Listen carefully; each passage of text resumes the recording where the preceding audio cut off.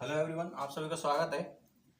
तो हम धातु और अधातु में देख रहे थे कि कल हमने जो यूनिट स्टार्ट की थी क्लास 10th साइंस में, जो धातु और अधातु मेटल्स और नैनो मेटल्स, उसमें हमने सबसे पहले देखा था उनकी फिजिकल प्रॉपर्टीज देखी थी। उनमें हमने देखा था कि धातु के बारे में देखा था। उनमें हमने गुण देखे थे, उनके जो फिजिकल गुण होते हैं वो देखे थे। देन उसके बाद में हमने उनके रासायनिक गुण भी देखे थे। रासायनिक गुण में हम आगे चलते हैं। उससे पहले आपको थोड़ा सा रिवाइज करवा देता हूँ। तो धातु और अधातु में देखा था हमने कि जो धातु होती है वो क्या करती है, तो उन पर जो चार्ज पाया जाता है वो पॉजिटिव चार्ज पाया जाता है, जबकि जो अधातु होती है उन पर नेगेटिव चार्ज पाया जाता है। तो धातु क्या होती है, इलेक्ट्रॉन ग्रहण करने के लिए, जबकि जो अधातु होती है वो इलेक्ट्रॉन त्याग करती है, और जबकि जो धातु होती है वो इलेक्ट्रॉनों को ग्रहण करने के लिए होती है। तो इसी क्रम में हम आगे चलते हैं। देन उसके बाद में हमने फिजिकल प्रॉपर्टीज देखी थी उनकी मैंने देखा था कि उनके धात्विक गुण देखे थे। धात्विक गुण में हमने जैसे जो धातु होती है वो चमकदार होती है सतह से, और जो धातु होती है जो वो चमकदार नहीं होती है। देन इसके बाद में हमने उनमें तन्यता का गुण देखा था। तो तन्यता जो धातु होती है उनको हम तन्यता मतलब उसको खींचकर जो आघात वर्ध्यता देखी थी, उसमें हमने जो पीट कर उनको चादरों के रूप में कन्वर्ट किया जाता है। तन्यता में हम उसको खींचकर तार के रूप में, जबकि देन उसके बाद में हमने उनमें धात्विक गुण के साथ में उसी क्रम में हमने उनमें रासायनिक गुण में देखा था। रासायनिक गुण में हमने कल धातु के साथ में अभिक्रिया, आज इसी क्रम में हम जल के साथ में अभिक्रिया करवाते हैं। और उसमें हमने एक उभयधर्मी ऑक्साइड देखा था। तो उभयधर्मी ऑक्साइड क्या होते हैं, जब हम अम्ल और क्षार की अभिक्रिया करवाते हैं तो हमें क्या प्राप्त होते हैं, लवण प्लस में हमें जल प्राप्त होते हैं। वो एक प्रकार की उदासीनीकरण अभिक्रिया होती है। देन जिन्हें धातु और अधातु उन्हें हम उभयधर्मी ऑक्साइड के नाम से जानते हैं। देन इसकी क्रम में हम आगे चलते हैं। तो आज हम जल के साथ में अभिक्रिया करवाएंगे रासायनिक गुणों में। तो जल के साथ में अभिक्रिया करवाते हैं, तो जब धातु की हम जल के साथ में अभिक्रिया करवाते हैं तो हमें धातु ऑक्साइड प्लस में हमें हाइड्रोजन गैस प्राप्त होती है। इसी क्रम में हम जब धातु ऑक्साइड की जब जल के साथ में अभिक्रिया करवाते हैं तो हमें धातु हाइड्रोक्साइड प्राप्त होती है। अब हम आगे चलते हैं। इसी क्रम में जब धातु की हम देखते हैं कि ठंडे जल के साथ में क्रियाशीलता कौन कौन सी होती है। तो धातु ठंडे जल के साथ में जो क्रियाशील होती है वो कौन कौन सी होती है, तो वो सोडियम, पोटेशियम और कैल्शियम, जो कि ये क्या होती है, ठंडे जल के साथ में क्या होती है, जो क्रियाशील होती है। तो हमें सोडियम और पोटेशियम को खुले में नहीं रखना चाहिए, क्योंकि ये खुले में वायु के संपर्क में आने पर क्या करती है, इनमें विस्फोट होता है। इसलिए इन्हें वो हमें जो केरोसिन का तेल होता है उनमें हमें इनको डुबोकर रखा जाता है। तो ये ठंडे जल के साथ में क्या होती है, क्रियाशीलता होती है। देन इसी क्रम में हम आगे देखते हैं। इसके बारे में हमने जाना ठंडे जल के साथ में। अब केवल भाप के साथ में अभिक्रियाशीलता होती है, जो क्या होती है, एल्यूमिनियम, आयरन और जिंक। ये भाप के साथ में क्या होती है, इनकी क्रियाशीलता और बढ़ जाती है। देन और गर्म जल के साथ में देखते हैं तो जो मैग्नीशियम होता है, ये गर्म जल के साथ में क्या होती है, तो क्रियाशीलता होती है। जब धातु को हम गर्म जल के साथ में अभिक्रिया करवाते हैं तो ये इसी क्रम में हम जल के साथ में जो अभिक्रिया नहीं करती है वो कौन कौन सी है, तो जो सीसा होता है, लेड और कॉपर होता है, और औरम जो कि सोना, और जो अर्जेंटम होती है चांदी, ये जल के साथ में अभिक्रिया नहीं करते हैं। इसी प्रकार कैल्शियम, मैग्नीशियम जल के साथ में अभिक्रिया करते हैं। करने पर ये क्या करती है, तैरने लग जाती है। क्यों तैरने लग जाती है, क्योंकि जो हाइड्रोजन गैस होती है वो क्या होती है, जो हाइड्रोजन गैस के जो बुलबुले होते हैं वो धातु के क्या हो जाते हैं, चिपक जाते हैं। इसलिए ये जो जल की सतह पर क्या हो जाते हैं, ये तैरने लग जाते हैं। देन इसी क्रम में हम इनके उदाहरण देखते हैं। जैसे हम सोडियम की जल के साथ में अभिक्रिया करवाते हैं तो हमें सोडियम हाइड्रोक्साइड, जो कि धातु ऑक्साइड, प्लस में हमें क्या प्राप्त हो रहा है, इसमें हाइड्रोजन गैस में, और प्लस में क्या हो रही है, ऊष्मा निकल रही है बाहर। इसी क्रम में हम जब कैल्शियम की अभिक्रिया करवाते हैं तो कैल्शियम की हम जब जल के साथ में अभिक्रिया करवाते हैं तो हमें कैल्शियम हाइड्रोक्साइड,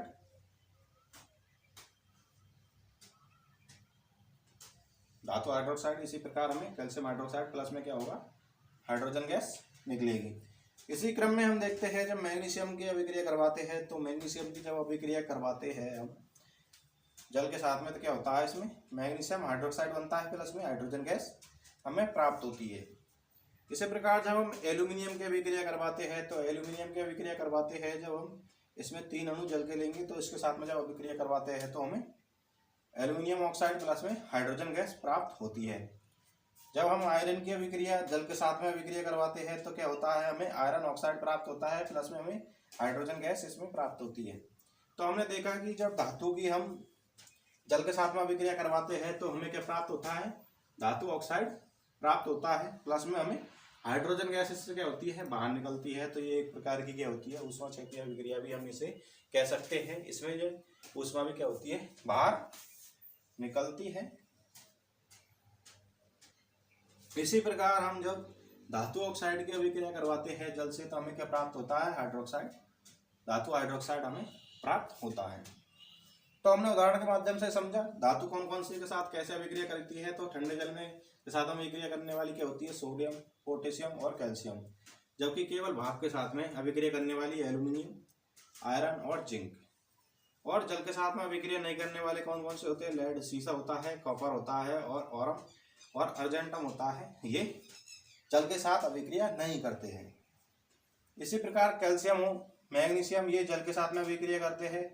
करने पर क्या हो जाती है, ये धातु के चिपक जाते हैं, क्योंकि हाइड्रोजन गैस के जो बुलबुले होते हैं वो धातु के चिपक जाने के कारण ये पानी पर तैरने लगते हैं। तो हमने ये देखा। देन इसके बाद में हम नेक्स्ट चलते हैं धातुओं को तनु अम्ल के साथ अभिक्रिया करवाने पर। तो तनु अम्ल हमने जाना, सांद्र अम्ल और तनु अम्ल 2 प्रकार के अम्ल होते हैं। सांद्र अम्ल में क्या होता है, अम्ल की मात्रा ज्यादा होती है, जबकि तनु अम्ल में क्या होता है, अम्ल की मात्रा कम होती है, जबकि जल की मात्रा क्या होती है, इसमें ज्यादा होती है। और सांद्र अम्ल में जल की मात्रा होती है जो क्या होती है, कम होती है। तो हम धातुओं को तनु अम्ल के साथ में अभिक्रिया करवाते हैं तो हमें क्या प्राप्त होती है, तो धातुओं की जब हम तनु अम्ल के साथ में अभिक्रिया करवाएंगे तो हमें लवण प्लस में हाइड्रोजन गैस प्राप्त होगी। तो इसमें हमने देखा धातु, जैसे हमने आयरन लिया, तो ये धातु की जब हम तनु अम्ल के साथ में हाइड्रोक्लोरिक अम्ल के साथ में जब अभिक्रिया करवाते हैं तो हमें आयरन क्लोराइड प्लस में हाइड्रोजन गैस प्राप्त होती है। तो इसमें जो FeCl3 है, ये क्या है, लवण है, जबकि ये क्या है, हाइड्रोजन गैस है।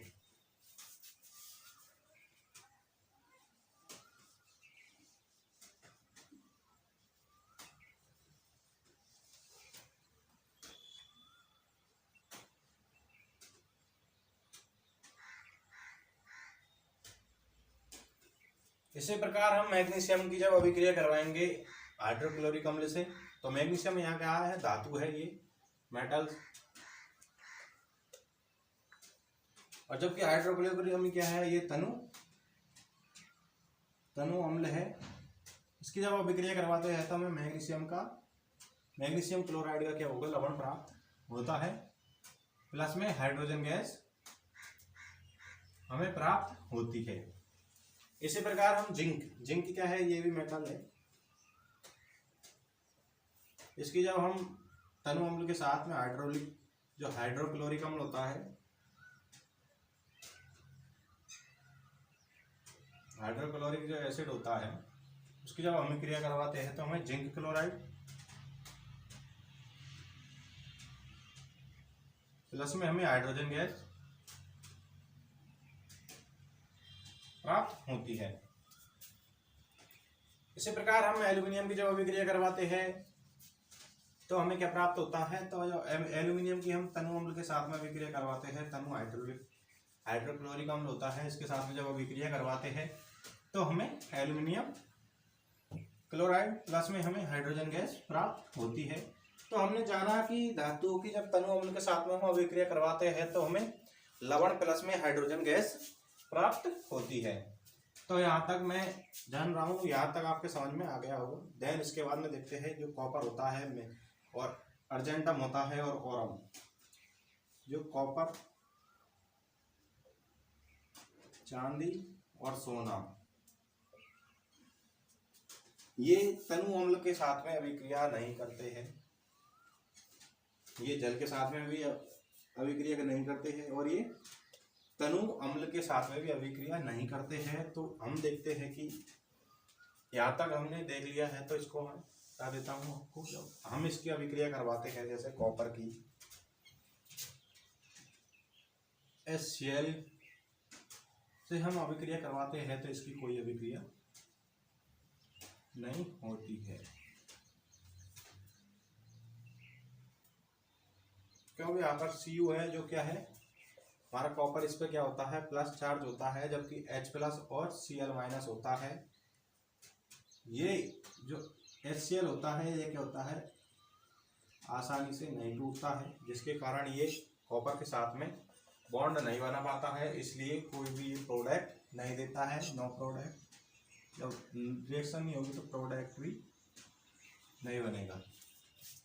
इसी प्रकार हम अर्जेंटम को ले सकते हैं, ये भी इसके साथ में अभिक्रिया नहीं होती है। और सोने की भी हम जब अभिक्रिया करवाते हैं HCl से, तो ये भी अभिक्रिया नहीं होती है।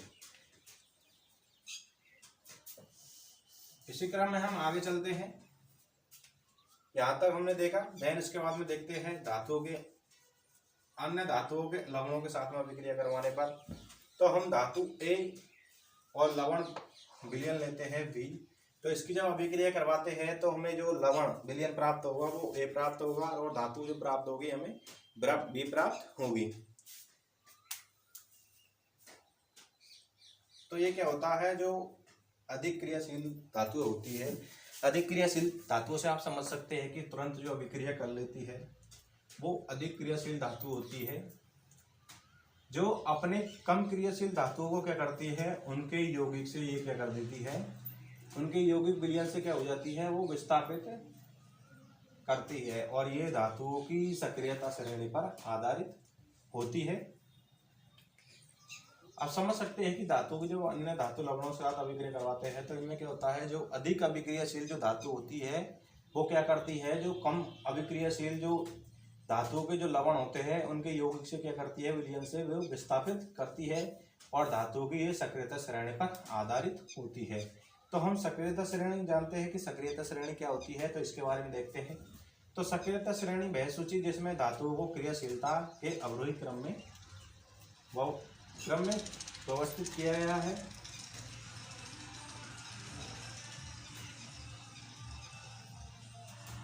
तो इसमें देखते हैं जो हमारा पोटेशियम होता है वो सबसे अधिक क्रियाशील धातु होती है।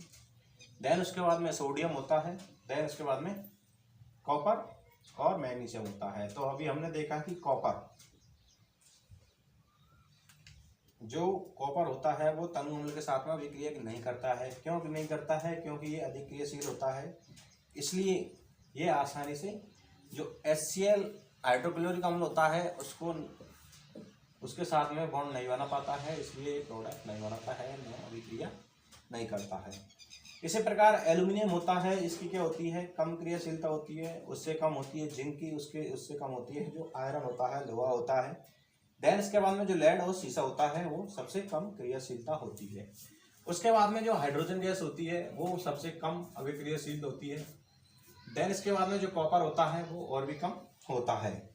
ये कैल्शियम होता है और कॉपर होता है। कॉपर इसीलिए होता है क्योंकि इसकी जो अभिक्रियाशील होती है वो अभिक्रियाशीलता क्या होती है, बहुत ही कम अभिक्रियाशील होने के कारण ये क्या होता है, HCl बॉन्ड को HCl बॉन्ड के साथ में ये क्या करता है, तो Cu+ है वो H+ और Cl-, तो ये Cl के साथ में आसानी से ये बॉन्ड नहीं बना पाता है, ये विस्थापित नहीं कर पाता है। कहने का मतलब ये है कि ये HCl से जो हाइड्रोजन है उसको विस्थापित नहीं कर पाता है, क्योंकि जो इसकी जो अभिक्रियाशीलता होती है वो क्या होती है, हाइड्रोजन से भी कम होती है, इसीलिए ये HCl से हाइड्रोजन को ये विस्थापित नहीं कर पाता है। इसके बाद में हम देखते हैं मरकरी, ये भी क्या होती है, सबसे कम अभिक्रियाशील होती है। देन इसके बाद में हमने अर्जेंटम के बारे में देखा और हमने ऑरम के बारे में भी देखा। ये सबसे कम अभिक्रियाशील होने के कारण ये धातुओं के साथ में अभिक्रिया नहीं करती है। अब देखते हैं हम धातुओं की अधातुओं के साथ में अभिक्रिया। तो हमने धातुओं की अन्य धातु लवणों के साथ में देखी थी। अब देखते हैं धातुओं की अधातुओं के साथ में अभिक्रिया। तो तत्वों की अभिक्रियाशीलता संयोजकता को पूर्ण करने की प्रवृत्ति के रूप में समझी जा सकती है। तो धातुओं की अधातुओं के साथ में हम अभिक्रिया करवाते हैं तो इसमें क्या होता है, जो तत्व होते हैं, जो एलिमेंट्स होते हैं, इनकी अभिक्रियाशीलता हम किसके ऊपर देखते हैं, तो इनकी जो अभिक्रियाशीलता, इनके ऊपर जो चार्ज होता है या संयोजकता होती है, उनको हम पूर्ण करने की प्रवृत्ति के रूप में समझी जा सकती है। तो धातुओं की जो संयोजकता होती है, मतलब अभिक्रिया होती है, वो क्या होती है, संयोजकता को पूर्ण करने के लिए प्रवृत्ति के रूप में समझी जा सकती है क्रियाशीलता को।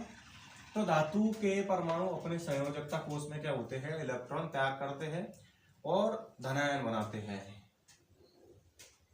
तो इलेक्ट्रॉन का त्याग करके क्या करते हैं, ये धनायन बनाते हैं। और अधातु होती है, वो क्या करती है, संयोजकता कोष में इलेक्ट्रॉन को ग्रहण करके क्या करती है, ये ऋणायन बनाती है। तो हम देख सकते हैं इस उदाहरण के माध्यम से। तो सोडियम है, इसका जब हम इलेक्ट्रॉनिक विन्यास लिखते हैं, एक बार आप इधर को समझ ले।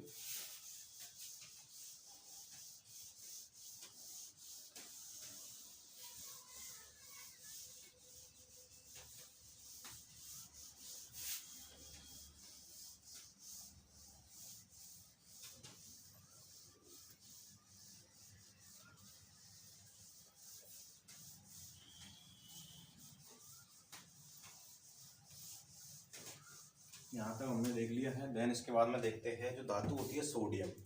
तो सोडियम का जब हम इलेक्ट्रॉनिक विन्यास देखते हैं तो इसका इलेक्ट्रॉनिक विन्यास सोडियम का कितना होता है, 11 होता है नंबर, एटॉमिक नंबर होता है, एटॉमिक नंबर ऑफ 11। तो इसका जब हम इलेक्ट्रॉनिक विन्यास लिखते हैं तो क्या लिखते हैं, 2s1 2s2 और 2p6 होता है। तो इसके जो बाहरी इलेक्ट्रॉन होते हैं,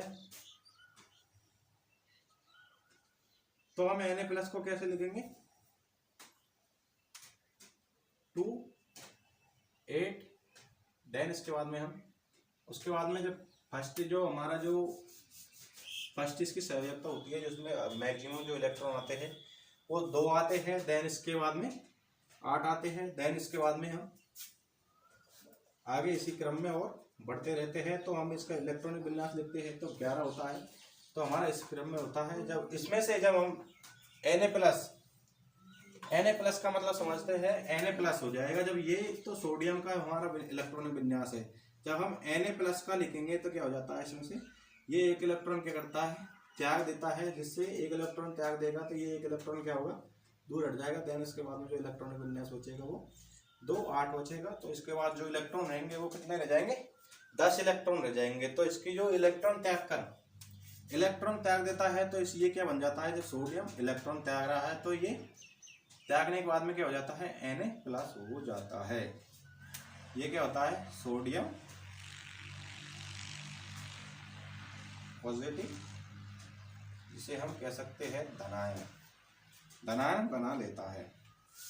इसी क्रम में हम आगे समझते हैं क्लोरीन को। तो क्लोरीन होता है जिसका एटॉमिक नंबर होता है 17 होता है। तो इसका जब हम इलेक्ट्रॉनिक विन्यास लिखते हैं तो कितने लिखते हैं, 2 8 7। यह आपको नेक्स्ट जो पीरियोडिक टेबल आपकी जो यूनिट आएगी उसमें आपको ये संयोजकता, आपको इलेक्ट्रॉनिक विन्यास किस प्रकार लिखा जाता है उसके बारे में बताएंगे। देन अभी आपको इतना ही समझना है। तो इसमें जब क्लोरीन होता है, ये क्लोरीन कितनी है, 17। तो ये एक इलेक्ट्रॉन ग्रहण करने के बाद में, तो ये क्या कर रहा है, एक इलेक्ट्रॉन ग्रहण करता है। जबकि जो सोडियम हो रहा था वो क्या कर रहा था, त्याग कर रहा था। तो ये इलेक्ट्रॉन ग्रहण करने के बाद क्या करता है, ये इस पर जो चार्ज आता है वो नेगेटिव चार्ज आ जाता है इसे, इसलिए हम क्लोरीन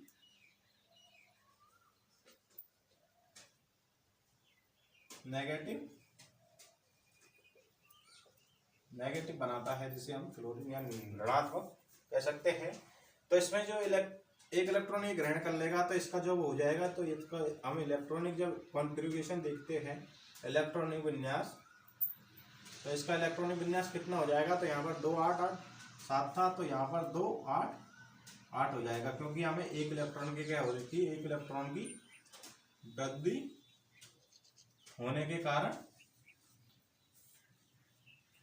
तो जो अधातु होती है, अधातु होती है वो क्या करती है, संयोजक तत्व कोष को इलेक्ट्रॉन ग्रहण करके क्या करती है, ऋणांक बनाते हैं। तो जो क्लोरीन होती है ये क्या होती है, अधातु होने के कारण ये क्या करती है, एक इलेक्ट्रॉन को ग्रहण करती है, देन इसके बाद में इसके संयोजकता कोष होता है वो पूर्ण करती है। तो हम इसकी जब सोडियम की जब क्लोरीन के साथ में अभिक्रिया करवाते हैं, तो सोडियम की जब हम क्लोरीन के साथ में अभिक्रिया करवाते हैं, तो क्लोरीन के बाहरी कोष में कितने इलेक्ट्रॉन है, 7 इलेक्ट्रॉन है।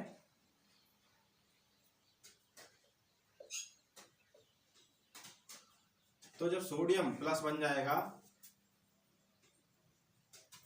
सोडियम प्लस बन जाएगा, तो ये क्या कर देगा, एक इलेक्ट्रॉन को त्याग देगा। और जबकि जो क्लोरीन होता है ये क्या करता है,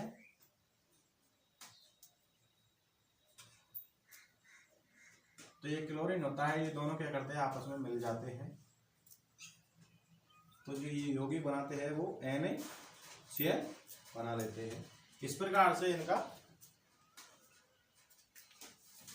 कोष पूरा होता है और इस प्रकार से ये यौगिक बनाते हैं। तो ये एक प्रकार से क्या होते हैं, आयनिक यौगिक होते हैं।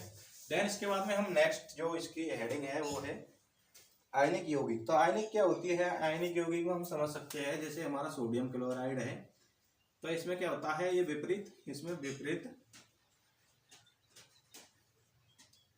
विपरीत आयन होते हैं। अब विपरीत आयन से हम समझ सकते हैं कि जब तक विपरीत आयन नहीं होंगे, तो इसमें जैसे Na+ और Cl- में ये टूटता है, तो इसमें Na+ और Cl- ये क्या है, विपरीत, एक दूसरे क्या है, अपोजिट आयन है। अपोजिट आयन के कारण ये क्या होते हैं, एक साथ जुड़ते हैं। तो हम कह सकते हैं कि विपरीत आवेशित आयन जो एक दूसरे को क्या करते हैं, आकर्षित करते हैं। तो एक दूसरे को क्या करेंगे, जैसे पॉजिटिव तो क्या करेंगे, ये एक दूसरे को दूर करेंगे।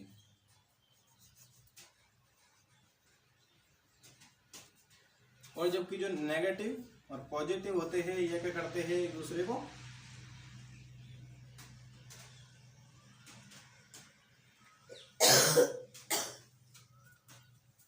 अट्रैक्शन होता है इनमें। तो ये क्या होते हैं, नजदीक, नियर होते हैं। जबकि जैसे हम माइनस लेते हैं, तो इनमें भी क्या होता है, रिट्रैक्शन होता है, मतलब ये दूर जाते हैं।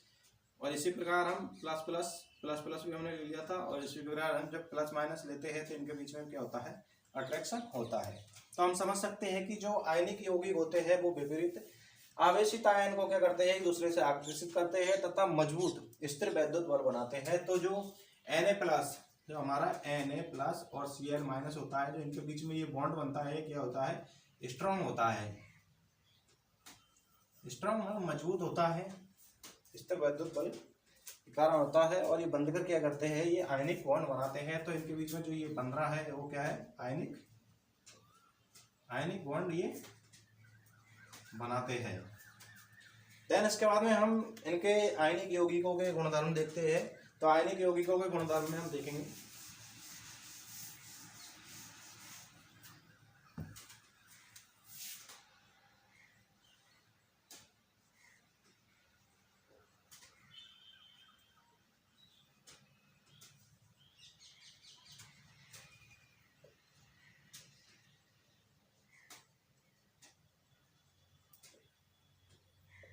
तो प्रॉपर्टीज ऑफ आयनिक कंपाउंड्स के बारे में हम देखते हैं।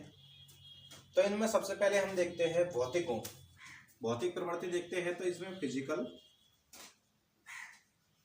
नेचर देखते हैं। तो इनका, तो ये क्या होते हैं, ये ठोस होते हैं, मतलब ये सॉलिड होते हैं। और क्या होते हैं, कुछ कठोर होते हैं। तो सम क्या होते हैं इसमें,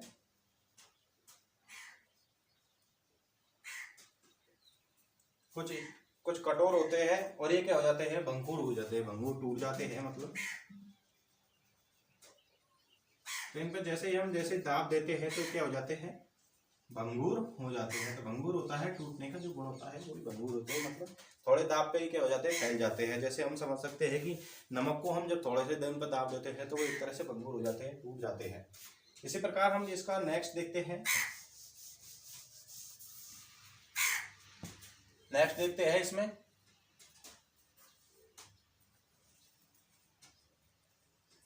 नेक्स्ट देखते हैं हम इसमें फ्रीजिंग पॉइंट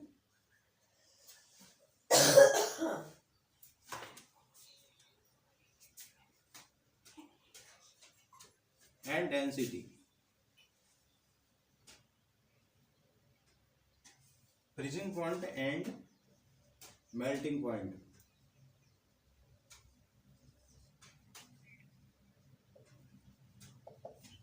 मतलब इनका क्वथनांक और हम जब गलनांक देखते हैं तो इनके क्या होते हैं, क्वथनांक और गलनांक होते हैं वो क्या होते हैं, हाई होते हैं, मतलब उच्च होते हैं। और क्या होते हैं इनके, ये विलयन में जो जलीय विलयन होता है, एक्वस सॉल्वेंट होता है, उसमें क्या करते हैं, ये नहीं घुलते हैं। इसी प्रकार हम नेक्स्ट देखते हैं इसका घुलनशीलता। इनकी सॉल्युबिलिटी के बारे में बात करते हैं तो घुलनशीलता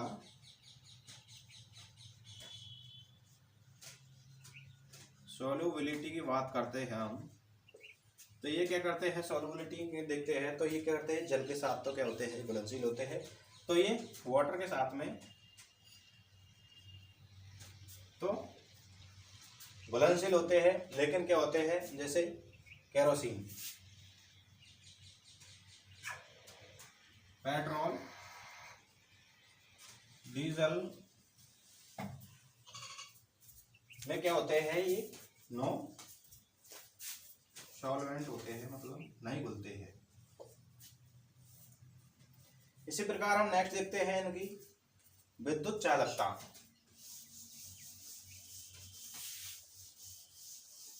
तो हम इनमें इलेक्ट्रिक कंडेंसेशन के बारे में देखते हैं।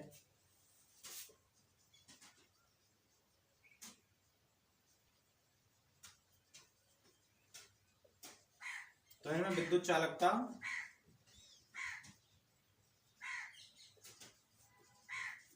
तो हमारा जो चौथा पॉइंट है इसमें जो विद्युत चालकता होती है वो क्या होती है, एक्वस और जो एक्वस एंड जो गलित रूप होता है, जो मेल्टिंग रूप होता है इनका, गलित रूप में तो क्या होते हैं, ये विद्युत का क्या करते हैं, ये चालन करते हैं। जबकि इनकी जो ठोस सॉलिड फॉर्म होती है, जैसे हम ठोस में क्या करते हैं, जब ठोस होते हैं तो क्या करते हैं, ये विद्युत का क्या करते हैं, ये विद्युत का चालन नहीं करते हैं। आज के लिए इतना ही। नेक्स्ट हमारा जो टॉपिक रहेगा वो आपको बता देता हूँ फिर।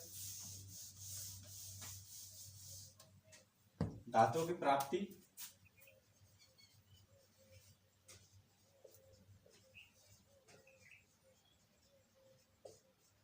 जिसे हम धात्विकी के बारे में देखेंगे। तो अगर आपको ये वीडियो पसंद आई हो तो वीडियो को लाइक करें और चैनल को सब्सक्राइब करें और बेल आइकन को दबाना न भूलें, ताकि हमारी जो नेक्स्ट आपको जो वीडियो अपलोड की जाएगी उसकी आपको जो इन्फॉर्मेशन पहले से ही प्राप्त हो जाए। इसके लिए धन्यवाद। अगर आपको ये वीडियो पसंद आई हो तो ज़्यादा से ज़्यादा शेयर करें, अपने दोस्तों को बताएं। और आपके अगर किसी भी चीज़ के बारे में अगर आपको डाउट क्लियर नहीं हो रहा है तो मुझे कमेंट के साथ माध्यम से बताएं, मैं आपके डाउट क्लियर करने के लिए तत्पर कोशिश करूँगा। धन्यवाद।